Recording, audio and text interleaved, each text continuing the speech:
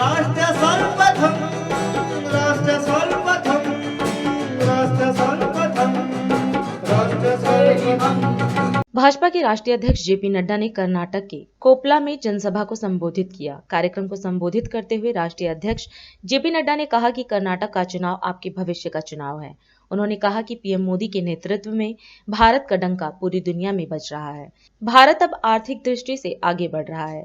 अब हम 5वीं नंबर की अर्थव्यवस्था बन गए हैं।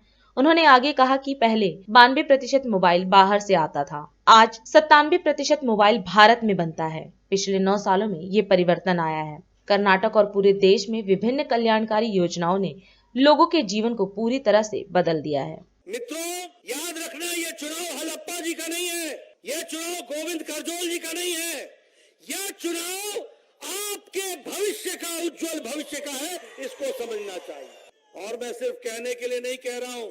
9 साल पहले भारत को याद करो, 9 years बिफोर कैसा भारत था।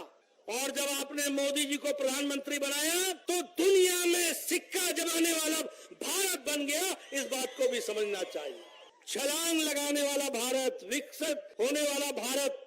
आज देखो, भारत में G20 की बैठक हो रही है, भारत में SCO की बैठक हो रही है, दुनिया भर के विदेश मंत्री आ रहे हैं, दुनिया भर के मंत्री प्रधानमंत्री आ रहे हैं। ये भारत की पहचान मोदी जी ने, प्रधानमंत्री जी ने बनाई है। इसको हमको समझना चाहिए। और साथ ही साथ जब मैं ये बात कहता हूं तो आपको जान करके खुशी होगी, अमेरिका की अर्थव्यवस्था लड़खड़ा रही है, यूरोप की अर्थव्यवस्था लड़खड़ा रही है, ऑस्ट्रेलिया की अर्थव्यवस्था लड़खड़ा रही है। यहाँ रिसेशन आ रहा है, यहाँ महंगाई बढ़ रही है। वहीं भारत मोदी जी के नेतृत्व में एक चमकते हुए सितारे के रूप में आर्थिक दृष्टि से आगे बढ़ रहा है। भारत जो 10वें नंबर का अर्थव्यवस्था था, हम दुनिया में अर्थव्यवस्था में 10वें नंबर पर थे।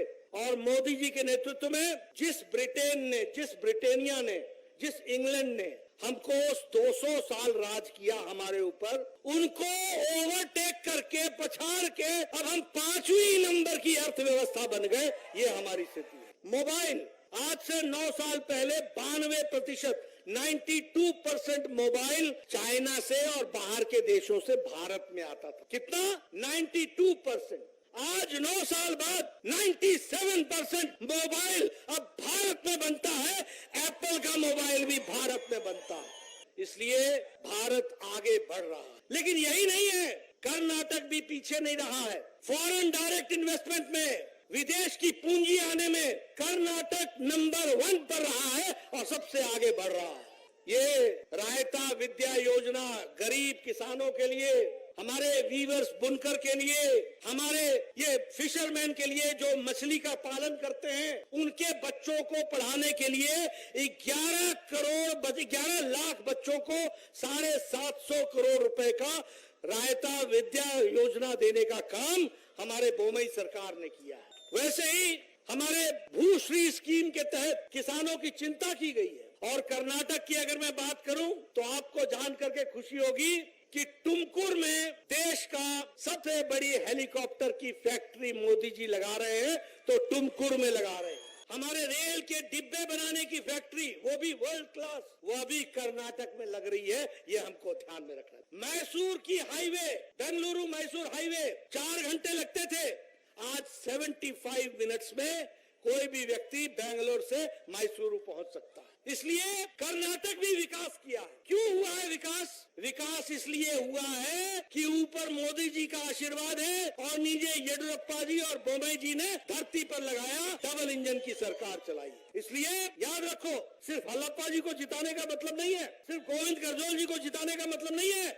ये आपके कर्नाटक के भविष्य के चुनाव का नतीजा है, जिसको आपको समझना पड़ेगा और आपको तय करना पड़ेगा। और इसीलिए मैं आपको ये निवेदन करने आया हूं, आपको ये अर्ज करने आया हूं कि आप लोग जनता पार्टी के कमल के निशान को वोट देंगे, लेकिन मुझे आपके वोट के साथ साथ आपके परिवार का वोट चाहिए, आपके मोहल्ले का वोट चाहिए, आपके गांव का वोट चाहिए, आपके इलाके का वोट चाहिए, ताकि फिर से हलप्पा जी आपकी सेवा करें, पानी आपके घर घर तक पहुंचाएं, विकास करें, घर घर को शिक्षा दें, सड़कों का जाल बिछाएं और भ्रष्टाचार मुक्त और विकास युक्त कर्नाटक को आगे बढ़ाएं। इस बात को आप पूरा करें।